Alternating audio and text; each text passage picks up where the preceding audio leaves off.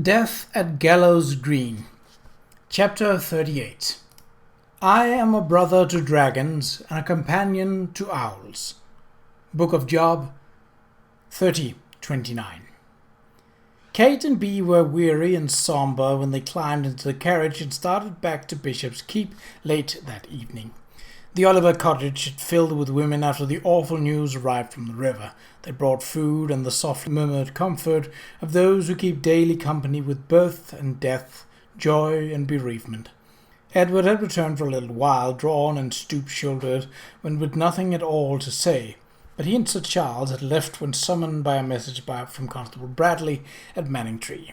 As they went, Vicar Talbot, a close friend of Kate's, arrived to sit by the fire and read aloud from the Psalms and Book of Job and the Prayer Book, ancient measured words that seemed to bring dignity to death and enfold them all within a sense of a larger purpose.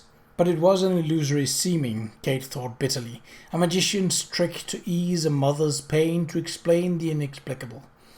Whatever words the vicar might summon, no purpose could be served by a child's death, especially if, as she suspected, that child had been killed by those who feared that she might name them as her father's murderers.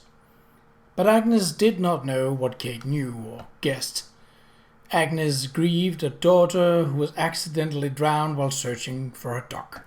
The vicar's presence appeared to bring the mother to some small amount of comfort, and her sobbing lessened as the old man read on until at last she fell asleep in her chair, worn out by grief upon grief. There was nothing more to be done. Agnes was surrounded by women who cared, who had lived through their own terrible losses as she would. The river was being dragged by men who had dragged it before, on other sad occasions.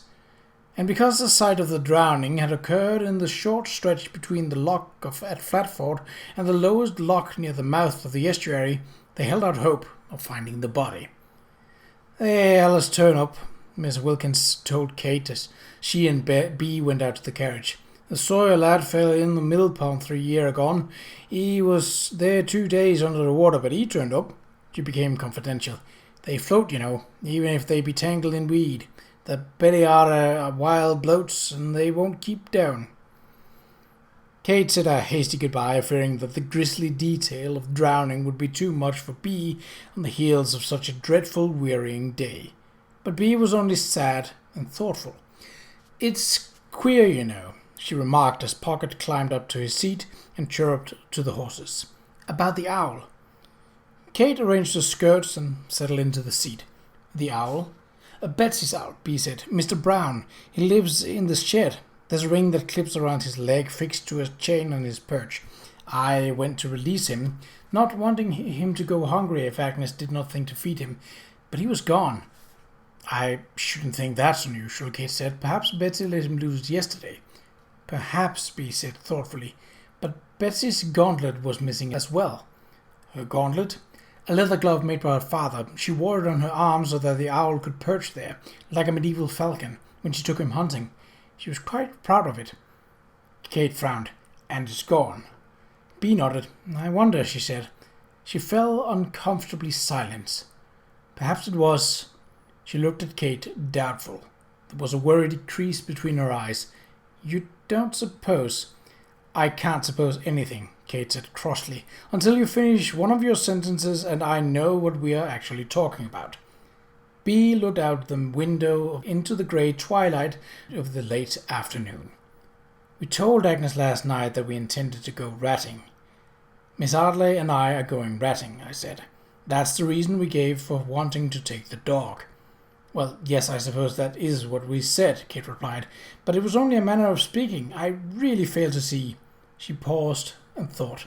"Do you think Betsy might have overheard the conversation?"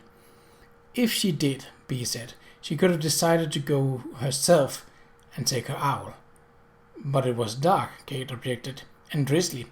"Dark and drizzly didn't deter us, didn't it?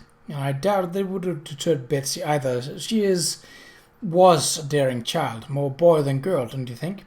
Bee sighed. "Unfortunate to be encouraged in her daring by her father, when so many girls are sentenced to the mother's tender mercies. Afternoons in the parlour are hideously boring. One quite envies Betsy, actually."